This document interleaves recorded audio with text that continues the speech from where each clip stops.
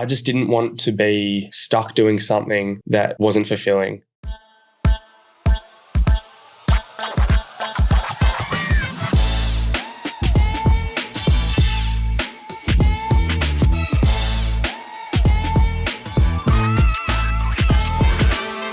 Welcome back to Pack Chats. Conor, you are the sole founder of your clothing brand 151. Did 151 kind of help? Did that feel like it was right as opposed to everything else going on in your life? And you said like all things with your family and school and not kind of like knowing what you want to do. Did 151 kind of feel like, yeah, this is something that's meant for me? It definitely did, because it just, I feel like, yeah, the whole clothing brand thing was something I'd always wanted to do. Mum used to watch me draw pictures of hats when I was like 8 years old that I wanted to sell. Like when I was in year 11, I taught myself how to use Adobe Illustrator. I was like making graphic tee mock-ups, and it just, I kind of always pushed it to the side, even though I was always naturally very creative and I always liked doing this kind of stuff and drawing and all the quirky things. And I kind of pushed it to the side a bit just because I felt like it wasn't what you were meant to do. Yeah. Meant to do, quote unquote. Yeah, exactly. Like you kind of, I feel like we're all born with like this sense that we're going to do these big, amazing things. And you kind of, as you get older, you get told a bit that you know, like that's, you're not that special. Yeah, exactly. Yep. Like you're like, oh, I'm going to be an astronaut. I'm going to play in the NRL. I'm going to be a business owner. I'm going to do all these things. And then people start telling you can't do all these things, and you start going, maybe they're right. And everyone goes, oh, but what's your backup plan? Like, what if this doesn't work? What if that doesn't work? And I feel like that's such a negative way to think, because like, why would it not work is how I've now programmed myself to think. Like, why would it not all work out the way that I want it to? Mm-hmm. It's the opposite kind of thinking. It's telling yourself, yes, I can do this. Yes, I am doing this. Yes, this will be successful, as opposed to letting the world crush all that. It's manifestation. Exactly. Well, because at the end of the day, I feel like no matter what it is, if you apply yourself and give 100% to it, it's actually going to work. There's no way that it can't work. And every time you fail at something, it's just repositioning you and teaching you something. I feel like everyone has this inherent fear of failure, me especially, and fear of what people think of you. But if you can get over that, it is the quickest way to go from like here to here. Like your development will just skyrocket in whatever field it is. If you can just get over what people think of you and just put yourself out there, put yourself in the firing line. It's not always easy, of course not. No. And that's why I feel like a lot of people just rather play it safe, is because putting yourself out there is scary. But is it worth it to always wonder what if, or to just do it and then you'll know at least? I think our whole like motto of this show is becoming just do it. Yeah. Especially with like social media. Like even my own journey is like a year ago I'd have been like, no, I'm never going to post on social media. I'm never going to do anything on social media. Yeah. And now we've just recorded our intros for Pack Chats, and like I'm sitting here in front of a camera, and it's like I'm putting myself out there, right? Mm-hmm. And that's the only way you kind of push yourself forward. And like you said, you will still get criticism, but you're still putting yourself out there, and that's one step closer to what you want to do. Yeah, 100%. So when did you see the most, I know you haven't launched yet, but in terms of the process of creating 151, when did you see the most growth? Was it mindset, like with a mindset switch, or was it, I don't know, unlocking a certain skill, talking to a certain mentor? I'm not sure, to be honest. It was a really slow burn at the start. It took a while for it to get from idea to like the first samples being in my hand. Yeah, well, it sounds like you've been sort of creating it since you were 4, like when you were making those hat drawings. So like even though 151 was only born really about February last year is when I had the name. I had like my kind of direction that I wanted it to go. It really took like 6 months before I really just go, okay, like, and I think it wasn't even really a certain point. I think I just looked back and was like, oh my God, 6 months have passed and I haven't done near as much as I told myself I was going to. I feel like it was like that whole thing that I just said, you've just got to stop. 1, 2, 3, 4, 5. Yeah, and you just go. So I started reaching out to as many manufacturers as I could. There was a lot of unanswered emails, a lot of dead ends. It's a really tricky process to navigate. I explored using like design and fashion agencies, but they charge like a ridiculous amount of money and they often lock you in for 6 to 12 months. I'm talking like the quotes I was getting was between like $1,100 and $1,500 a month which like no young person has, by the way. And 100%, and especially being a uni student, like I was like that's just so far out of reach. And that didn't include like obviously your sampling costs, your bulk orders, all that. They were basically giving you the answers, but I felt like if you just did that, you weren't going to learn the whole process. And again, it was just an expense that I couldn't really afford to justify at the time either. Yeah. You learn by doing. Yeah, 100%. And I feel like that's the best way to do it really at the end of the day is it's like anything. You can get handed the answers or you can actually learn how to then apply it yourself and you will actually pick up the skills. And I feel like that's such a valuable asset in no matter what you're doing is actually learning through the process of doing and failing. And I've failed so many times already. There's every round of samples, every like Instagram post that you make that doesn't do well. Like it's all just information that you then store and you go, okay, well, I did this wrong this time. How can I improve on it for now and the future? So is 151 different then because it's so creative? And that's why you can commit yourself to it? Yeah, I think I'm not sure what it is. I feel like I'm just so drawn to the autonomy of it, I guess. There's so many moving parts. No 2 days are the same. Like you're constantly troubleshooting, but there's so many elements to it, I guess. Like you've got there's creativity on so many levels. There's the actual designing itself, then there's the marketing, then it's the skills of talking to people, building relationships, copywriting. Like there's just always something new. And I feel like it's just so... Well, you're taking on many roles. Yeah. Many roles. I do a lot of different things and I've always thought that, I don't know, I just thought I could always do it. Like I remember watching the B movie when I was really young. Yeah. And it felt like a horror movie to me. Go? Yeah. It felt like a horror movie because at the start of the movie, they're talking about you pick a job for the rest of your life. Yeah. And you do it. And Barry freaks out and he's like, what? One job for the rest of my life? Like, and I just didn't want to be stuck doing something that wasn't fulfilling. Well, that makes so much sense within the context of like what you do both outside of 151. Yeah. You study sports and exercise science. Yes. And then you also work at Phoenix Community Project. Yeah. And then I'm sure you do like sports, gym, whatnot outside. Yeah. What the hell? Yeah. Like how do you manage it all? I know it doesn't make a lot of sense. Doesn't have to. It doesn't have to, exactly. Yeah. I feel like you can kind of pave your own way.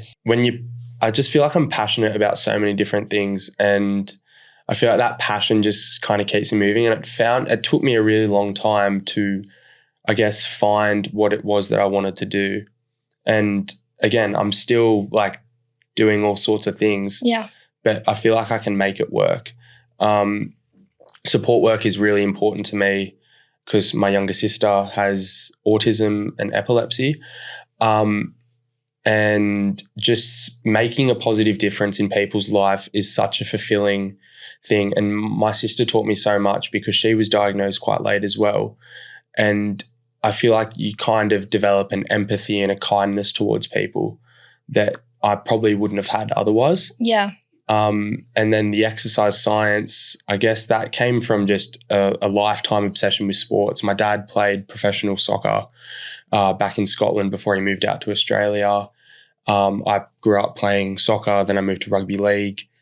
And I found that passion for exercise science because in that whole period where I dropped out of the 2 different degrees, I'd had the 2 massive surgeries, I was down at an exercise physiologist gym doing my rehab on my shoulder and then my knee.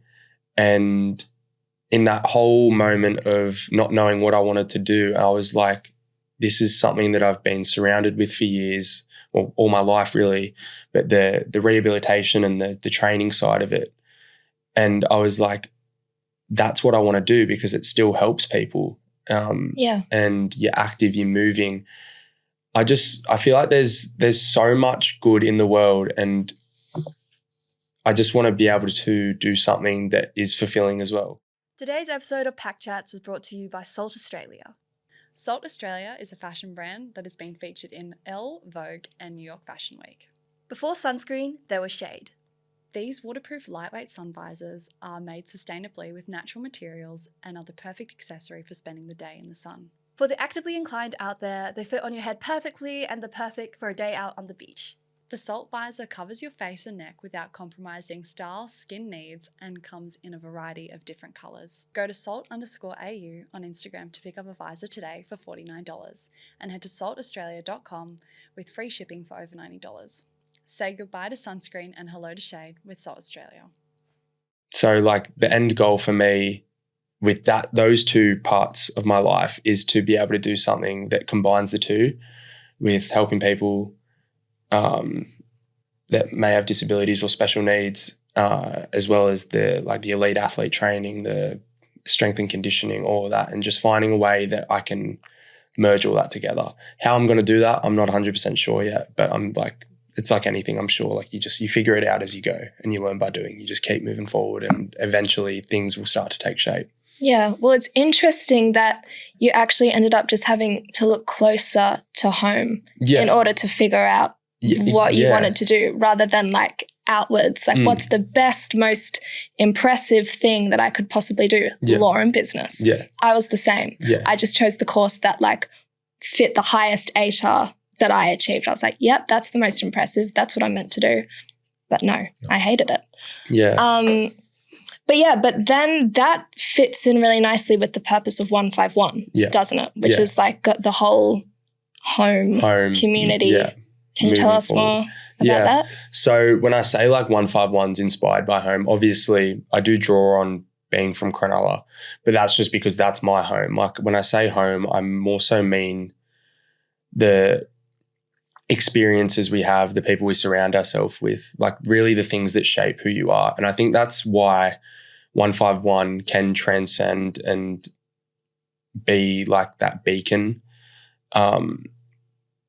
I feel like it's such a universal human experience of home. Everyone has their own like identity of what home is to them. Mm-hmm. So I think that's the really cool thing about it is even though it's a shared experience, every person's definition of it is different. Like no two people are the same. Like we may grow up 45 minutes away from each other and have never experienced two things the same. So I just think there's a really cool message in that something can be the same and yet be so different. Yeah. I've kind of just gone off on a bit of a tangent. No, I love that. It's beautiful. Yeah. I do know that Krish has a lot of questions. I have more like logistical questions. Yeah. I do definitely want to come back to kind of your story and all of that. But I feel like like you said, like people, the reason I chose clothing as kind of the side hustle is for months or probably like years at this point, I wanted to do something tech related, apps or something technical. I don't know what. But I realized and my co-founder realized that we can make something. It's not that we can't make it. Yeah. But it doesn't feel right to us. Yeah. It doesn't feel like something we want to do. So we don't know where the clothing brand will go. Like you said, you don't even know where 151 will end up. But what you do have is you do want it to have some kind of positive impact on yourself, on your community, on people who wear it, people, just everyone, right? Yeah, exactly. And same thing kind of comes back to my business / side hustle, in that at some point we know we have that gut feeling that it'll make a difference. Yeah. How it'll get there, we don't know, but we do know we need to just take that step. Like you said, just try something, just see where it goes. And like, Krish, can I ask, sorry, with that philosophy of yours, does that come, of both of yours, does that come with the lack of a backup plan and like just trusting that you will succeed and you know your potential and what will come of what your passions are?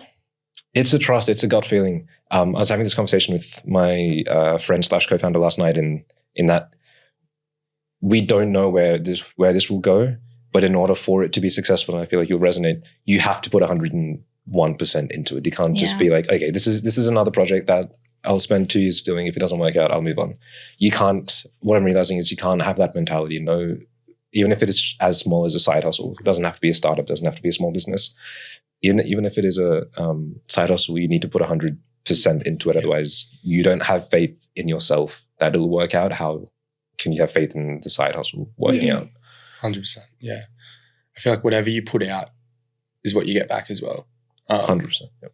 And it may take, it doesn't always show up instantly. Like I've had to learn a lot about delayed gratification. I'm still learning about it. I feel like that's only really come on in the last 6 months to a year. I always wanted everything and you wanted it quick. You wanted it then. And I feel like that's what this whole process has really taught me as well, is that good things do take time. Yeah. And yeah, like you've just got to have faith really that things will work out, because they will. I feel like we're all very critical of ourselves nowadays. Things start to go wrong and you go, my whole world's coming crashing down. Quick to judge, quick to kind of like jump to conclusions. Yeah, exactly. But a lot of the time things really do just work themselves out. Like obviously you have to work at them, but for the most part, things are always going to be okay. It's just about how you reposition yourself, you keep moving forward. And it just falls back into that whole like business mission, I guess, of 151 is just about trusting that when you like move forward, like things are going to unravel how you want them to. Like you trust the direction of your life and things will be okay. Yeah. And you trust your roots too. Exactly. We're so used to just like looking at numbers on social media and be like, oh, there's no one's connecting with this. Like, correct me if I'm wrong, you have around like 600 followers on Instagram, right? So like that's still a lot. That's definitely a lot. Yeah. I don't even know how to frame this question. It's more like 600 isn't a lot. Yeah. But does it still feel good to you? It 100% does, especially for where I'm at with the business, just the fact that I haven't actually launched anything yet. So it is more so just a community at this point, because there is nothing really that I can give the consumer yet. So everyone that is there, I feel like they are there because they are connecting with the meaning and what I'm about and what I'm trying to build. Because anyone can just follow an Instagram account that is selling 50 different t-shirts and stuff, but being there from the beginning and watching something grow, and it's been all organic. Like you don't pay for ads or no, that, right? Nothing like that. No. And even so, like I haven't put a cent into marketing yet or anything like that. Wow. Like so it is purely just trusting yourself. It is purely just so far been me, my iPhone, a couple shots of my friends, and just filming some of like the day-to-day stuff and just sharing some moments about building a brand. There's been some lifestyle stuff, just like what I do in a day sometimes, down at the gym, just wearing the hats, the boys wearing them on nights out. Like it is really up until now, just been a glimpse into my life. And it's like what I said, I believe it is just an extension of myself. Mm-hmm. And yeah. Well, I think it's interesting you say that, because I came across 151 because Phoenix Community came on my Reels algorithm first. Yeah. And that is obviously very dear to you. That's a reflection of your values. Yeah. And then from that, the algorithm was like, this is the same person. Yeah. And then showed me 151. Yeah, it's actually crazy, because I will just be at random places now. And it's, again, like you were saying, it's not, in the retrospect, 600 followers isn't a massive thing. Phoenix, we've grown that account a bit as well. But again, in comparison, they're both still quite relatively small Instagram accounts. And I've had people go, you're the 151 guy, you're the guy from Phoenix. Really? You've been recognized? Yeah. That's incredible. Well, when you think about it, like on a screen, on a platform such as Instagram, which has like what, millions of users, billions. Yep. That number seems small, but imagine being in a room with 600 people. Yeah, exactly. Who like follow your story. Right. That's insane. And like, yeah, so there's been a couple times where my friends have had the hats on and I haven't been there. And especially at the very start, people are going like, how do you have one of those hats? Yeah. Really? Yeah. So which I think was the coolest thing ever. Like having people come up to me, and then there was strangers that would come up to me and be like, that's a cool hat. And just all these little moments, and you go like, it's so like fulfilling that you've actually, this has come from an idea in my head that was then sketched on a piece of paper, which I then taught myself how to use Adobe Illustrator and made it. And then you find this manufacturer that's like in another country, and you go back and forward for months and you finally have it in your hand, and then people actually like what you have created. Yeah, that would feel really validating. And it is such a cool, like I didn't know how to feel about it at first. Like you just had like this weird feeling inside of you, and like I couldn't stop smiling. Yeah. And my friends were telling me like on Anzac Day, we were all at like the same pub that we go to every year that everyone in the Shire flocks to. And one of the boys had that red hat on, and he said that he had about 50 people like say something to him about Seriously? it. And it was like the coolest thing ever. And I'm standing there like a little kid on Christmas going, this is like so cool. This is so cool. This is good. And I really did have to like, it's stuff like that I've then had to really like rein myself in a bit, because you go, all right, well, people want them. Why don't I just sell them?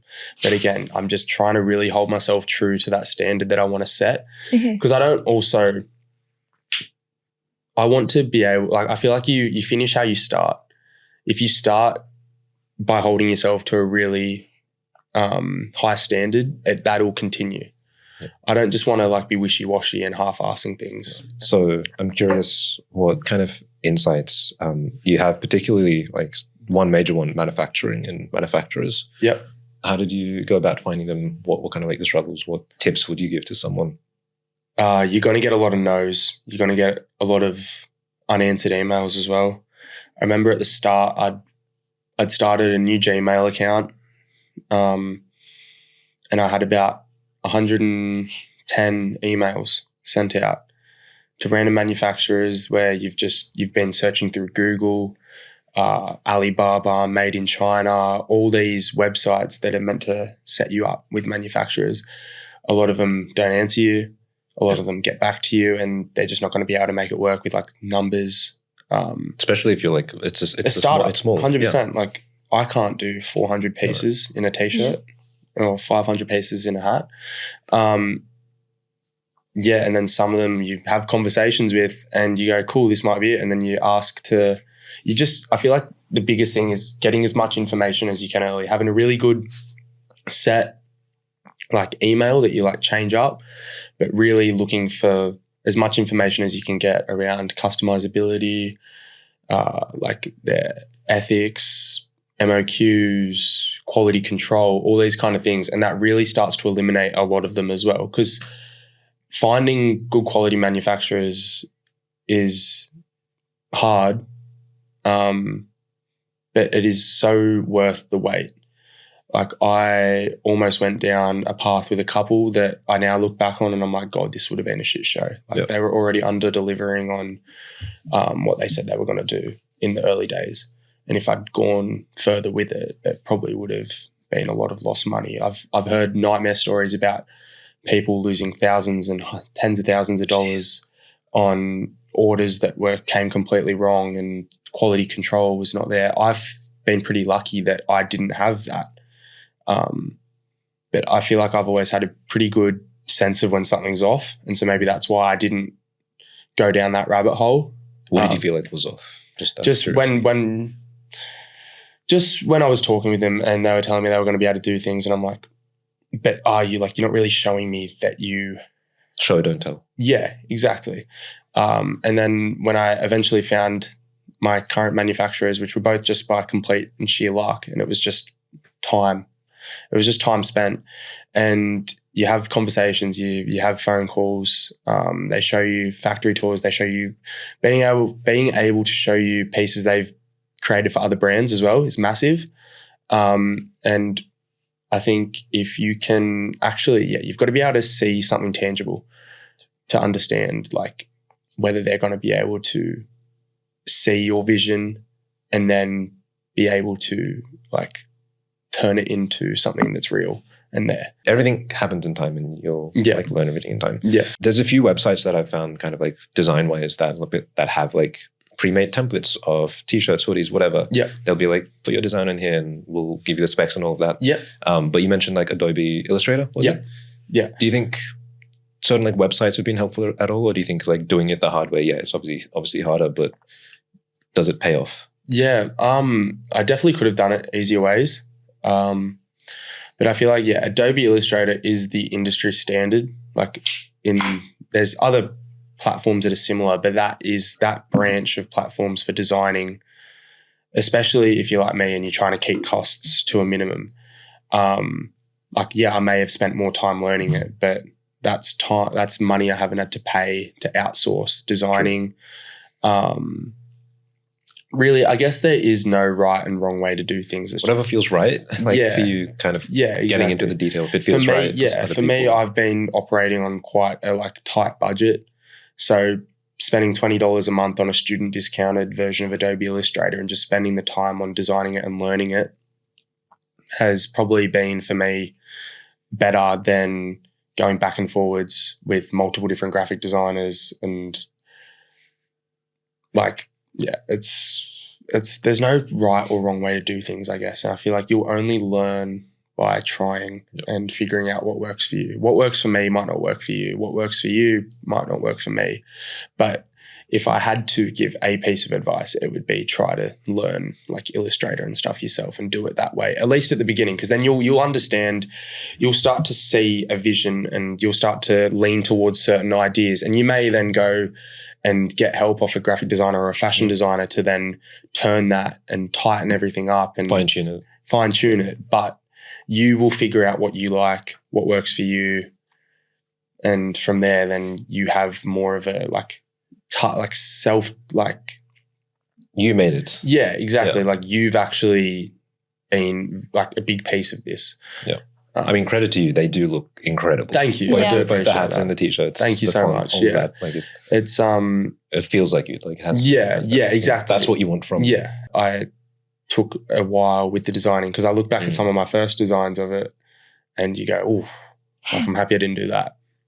Like my first designs, I used to draw them and then I started trying to experiment with like ChatGPT image creator and stuff as well. I was trying to get these ideas that were in my head and drawn on a piece of paper at work and stuff. Quick sketches. Right. I was sketching at lunch sometimes at work and I would take a photo of it and you try to put it in to see what it would look like on a hat and you're just it didn't feel right. Have you used AI in any other aspect of your business? Not really. I've definitely used it for helping me research things. Yeah. It's good because you can, there's so much knowledge out there and it's a tool at the end of the day.